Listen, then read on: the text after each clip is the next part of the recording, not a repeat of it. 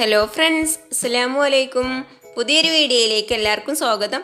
ഇന്ന് ഞാൻ വന്നിട്ടുള്ളത് നമ്മൾ റെസ്റ്റോറൻറ്റിൽ നിന്നൊക്കെ കഴിക്കണം അതേ ടേസ്റ്റിലുള്ള ചിക്കൻ ഫ്രൈഡ് റൈസിൻ്റെ റെസിപ്പിയുമായിട്ടാണ്. അപ്പോൾ നമുക്കിത് ഉണ്ടാക്കുന്നത് എങ്ങനെയെന്ന് നോക്കാം. ഫ്രൈഡ് റൈസ് തയ്യാറാക്കി എടുക്കാൻ വേണ്ടിയിട്ട് ആദ്യം ഇതിലേക്കുള്ള അരി ഒന്ന് വേവിച്ചെടുക്കണം. അതിനായിട്ട് ഞാനിവിടെ 1.5 കപ്പ് ബസ്മതി അരിയാണ് എടുത്തിട്ടുള്ളത്. ഇത് ഏകദേശം ഒരു 3-4 പേർക്ക് കഴിക്കാനുള്ള ഉണ്ടാവും. അരി നന്നായിട്ട് കഴുകിയതിനു ശേഷം അരമണിക്കൂർ വെള്ളത്തിലിട്ട് കുതിരാനായിട്ട് മാറ്റി വെക്കുക. ഇനി എല്ലില്ലാത്ത 1 കപ്പ് ചിക്കൻ ചെറുതായി കട്ട് ചെയ്തത് എടുത്തിട്ടുണ്ട്. കട്ട് ചെയ്തതിന് ശേഷം കേട്ടോ 1 കപ്പ് ഉള്ളത്. ഇനി ഇതിലേക്ക് മസാലപ്പൊടികൾ ചേർത്ത് കൊടുക്കാം. 1/2 സ്പൂണ് മുളക് പൊടി, 1/4 സ്പൂണ് കുരുമുളക് പൊടി, ആവശ്യത്തിനുള്ള ഉപ്പ്. ഞാനിവിടെ 1/2 സ്പൂൺ ഉപ്പാണ് ചേർത്ത് കൊടുത്തിട്ടുള്ളത്. ഇതെല്ലാം കൂടി ചേർത്ത് നന്നായിട്ട് ഇളക്കി ഉപ്പും മസാലപ്പൊടികളൊക്കെ ചിക്കൻ പിടിക്കാൻ വേണ്ടിയിട്ട് അരമണിക്കൂർ മാറ്റി വെക്കാം. അരമണിക്കൂറിന് ശേഷം ചൂടായ എണ്ണയിലിട്ടിട്ട് ഫ്രൈ ചെയ്തെടുക്കാം. അരമണിക്കൂർ ആയിട്ടുണ്ട്. ഇനി അരിയൊന്ന് വേവിച്ചെടുക്കണം. അതിനായിട്ട് ഒരു പാത്രത്തിലേക്ക് 5 കപ്പ് വെള്ളം ഒഴിച്ചെടുത്തിട്ടുണ്ട്. വെള്ളം നന്നായിട്ട് തിളച്ച് വരുമ്പോൾ അതിലേക്ക് ആവശ്യത്തിനുള്ള ഉപ്പ് ചേർത്ത് കൊടുക്കാം. ഞാനിവിടെ 1.5 സ്പൂൺ ഉപ്പാണ് ചേർത്ത് കൊടുത്തിട്ടുള്ളത്. ഇനി അരി വെന്ത് വരുമ്പോൾ പരസ്പരം ഒട്ടിപ്പിടിക്കാതിരിക്കാൻ വേണ്ടിയിട്ട് 1 സ്പൂൺ സൺഫ്ലവർ ഓയിൽ ചേർത്ത് കൊടുത്തിട്ടുണ്ട്. ഇനി അരമണിക്കൂർ കുതിർത്തെടുത്ത അരി ഇതിലേക്ക് ഇട്ട് കൊടുക്കാം.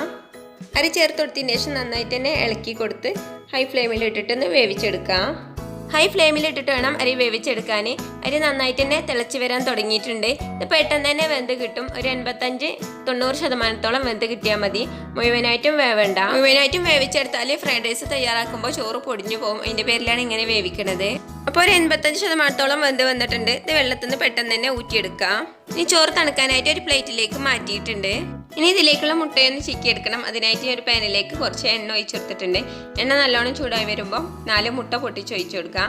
ആവശ്യത്തിനുള്ള ഉപ്പ് ചേർത്ത് കൊടുക്കാം. ഞാനിവിടെ 1/4 സ്പൂൺ ഉപ്പാണ് ചേർത്ത് കൊടുത്തിട്ടുള്ളത്. 1/2 സ്പൂൺ കുരുമുളക് പൊടി കൂടി ചേർത്ത് കൊടുത്ത് ഇളക്കി ഇതുപോലെ ആക്കിയെടുത്ത് ഒരു സൈഡിലേക്ക് മാറ്റി വെക്കാം.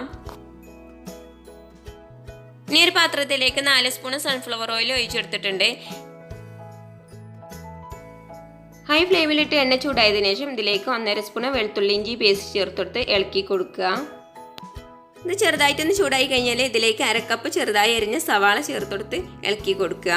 സവാളയും ചെറുതായി ചൂടായി കഴിഞ്ഞാൽ ഇതിലേക്ക് 1/2 കപ്പ് ക്യാരറ്റ് ചെറുതായി കട്ട് ചെയ്തതും, 1/2 കപ്പ് ബീൻസ് കട്ട് ചെയ്തതും, 1/2 കപ്പ് ക്യാബേജ് കട്ട് ചെയ്തതും, 1/2 കപ്പ് ക്യാപ്സിക്കം കട്ട് ചെയ്തതും കൂടെ ചേർത്തെടുത്ത് നന്നായിട്ട് ഇളക്കി കൊടുക്കുക. ഹൈ ഫ്ലെയിമിലിട്ടിട്ടോ അത് ഇളക്കി കൊടുക്കേണ്ടത്. പച്ചക്കറികൾ ചെറുതായിട്ട് വാടി വന്നാൽ 1 സ്പൂൺ പഞ്ചസാരയും 1/4 സ്പൂൺ ഉപ്പും കൂടി ചേർത്ത് നന്നായിട്ട് ഇളക്കി കൊടുക്കുക. ഇനി ഇതിലേക്ക് നേരത്തെ നമ്മൾ തയ്യാറാക്കി വെച്ച മുട്ടല്ലേ, അതും നമ്മൾ മസാല തേച്ച ചിക്കനില്ലേ അത് ഫ്രൈ ചെയ്തിട്ടുള്ളതാണ്, അതും കൂടെ ചേർത്തെടുത്ത് നന്നായിട്ട് ഇളക്കി കൊടുത്തിട്ടുണ്ട്. ഇനി തീ കുറച്ച് വെച്ചതിന് ശേഷം 2 സ്പൂൺ സോയാ സോസും 2 സ്പൂൺ ചില്ലി ഗാർലിക് സോസും കൂടെ ചേർത്തെടുത്തിട്ടുണ്ട്. ഇതില്ലെങ്കിൽ ചില്ലി സോസ് ചേർത്താലും മതി. ഇത് ചേർത്തെടുത്തതിന് ശേഷം ഒന്നും കൂടെ ഇളക്കി കൊടുത്ത് 1 സ്പൂൺ കുരുമുളക് പൊടിയും കൂടി ചേർത്ത് വീണ്ടും ഇളക്കി കൊടുക്കുക. നിങ്ങൾക്ക് ഫ്രൈഡ് റൈസ് വെള്ള കളറിലാണ് വേണ്ടതെന്നുണ്ടെങ്കിൽ കറുത്ത കുരുമുളക് പൊടിക്ക് പകരം വെള്ള കുരുമുളക് പൊടി ചേർത്തെടുത്താൽ മതി. ഇനി ഇതിലേക്ക് നേരത്തെ നമ്മൾ വേവിച്ച് വെച്ച ചോറ് മുഴുവനായിട്ടും ചേർത്തെടുത്ത് ഹൈ ഫ്ലെയിമിലിട്ടിട്ട് ചോറൊന്നും പൊടിഞ്ഞു പോവാത്ത രീതിയിൽ നന്നായിട്ട് ഇളക്കി കൊടുക്കുക.